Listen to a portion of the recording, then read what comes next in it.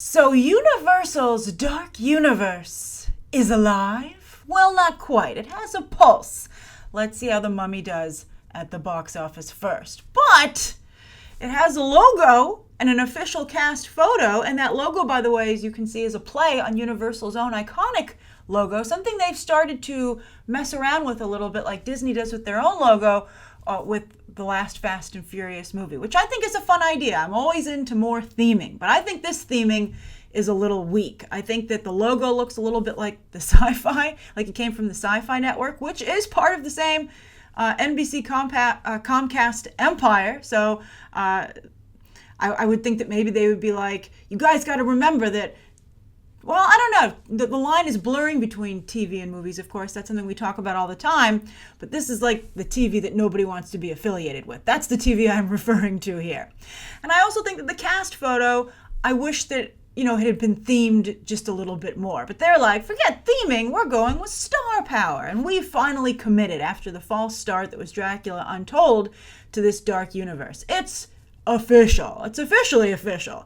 It's got a press release and everything. Although, you know who this is a dark day for, I have to say it? Penny Dreadful and its fans. That was a respectable Victorian horror universe that was created over on Showtime. It ran 3 seasons. It was okay. I tried to get into it, but it got a little bit too soap opera-y. It's hard to balance story with sex and violence, right? Game of Thrones makes it look easy.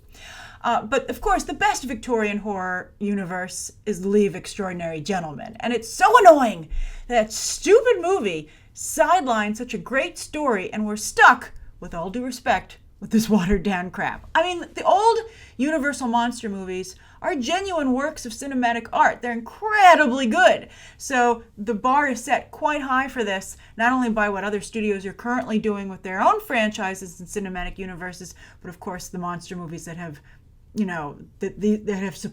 are supposed to have paved the way for this.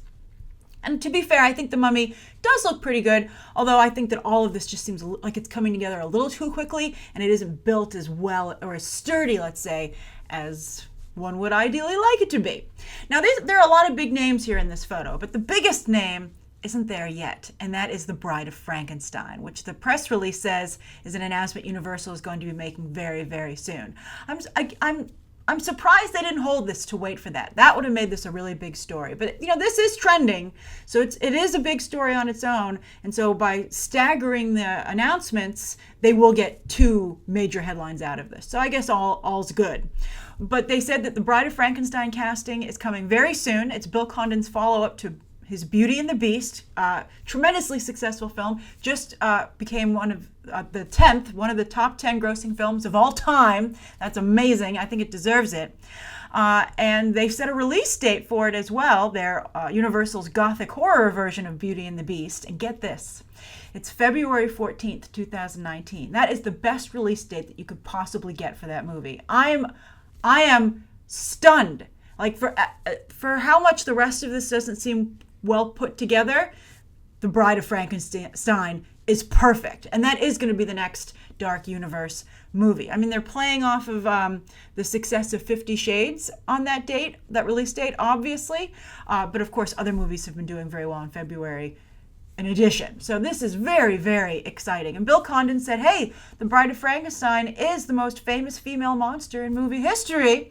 And I think he's correct. So it's a big deal. But of course, Sofia Boutella, she's got some work to do, and I think she can get on the board. I'm a Sofia Boutella fan, but let's hope that Alex Kurtzman, who is directing The Mummy, doesn't let her down. Alex Kurtzman is supposed to be the main architect of this dark universe. He's being helped by Christopher McQuarrie, who of course is Tom Cruise's current go-to guy, making all of Cruise's films and doing a darn good job. I'm a big Christopher McQuarrie fan. If Tom Cruise said, I insist that Christopher McQuarrie work on this to support me, I'd be like, oh, please send him over. And then David Coop is going to be scripting Bride of Frankenstein, and I think David Coop is really hit or miss. So let's hope these are some of his hits. Danny Elfman, of course, he's like, monsters, I must be there. So he's like, are you sure Tim Burton isn't involved in this? And they're like, he's been touch and go himself. Let him go make Dumbo. But he's a brilliant composer, of course, but he certainly has proven not to be above taking a paycheck gig either. Now, let's go through our cast and some of the things that have been revealed about them. Now, there's Russell Crowe as Dr. Jekyll, also Mr. Hyde. We haven't been officially introduced to his alter ego just yet, but we have been introduced to his current job, and that is running Prodigium, which is basically Monarch for smaller monsters. And they have a little website that they've launched, which seems full of day players pretending to look at monster body parts. I'm like, that guy's so a SAG actor, and I'm glad he's still working, but I can see why he hasn't gotten bigger roles. But anyway, then there's Javier Bardem, and he is confirmed to be not Frankenstein, but Frankenstein's monster. That's amazing casting. That's a role that Javier Bardem could play in his sleep, but let's hope he wakes up for this. You know, just because you can do it easily doesn't mean you shouldn't make an effort, Javier. And then you've got Tom Cruise, of course, who's starring in The Mummy. They say he is playing a character called Nick Morton. Soldier of Fortune is how he is described. Basically, they're Alan Quartermain. Now, you might be like, why wouldn't you just use Alan Quartermain? Well, the last time Alan Quartermain was in the movie news sphere was back in 2010 when DreamWorks was thinking of making an Alan Quartermain movie. So I would guess that the film rights to the character are not available to Universal. So they're like, fine, we'll make our own. Whatever. It's not like there are a bunch of Alan Quartermain fans out there. League of Extraordinary Gentlemen Sadness. All right, so anyway, then there's Johnny Depp. Oh, Johnny Depp. He, of course, is playing the Invisible Man, and he's like, but with a mustache, right? But wouldn't your mustache be invisible? Oh, it's a fake mustache. And, of course, he wears like that must be the ideal thing for Johnny Depp, come to think of it. He's finally become just all of his props. He's like, I'm not even there. It's just all the paraphernalia that I scrounged around in the prop trailer to get. So anyway, he looks pretty dapper there, I must admit.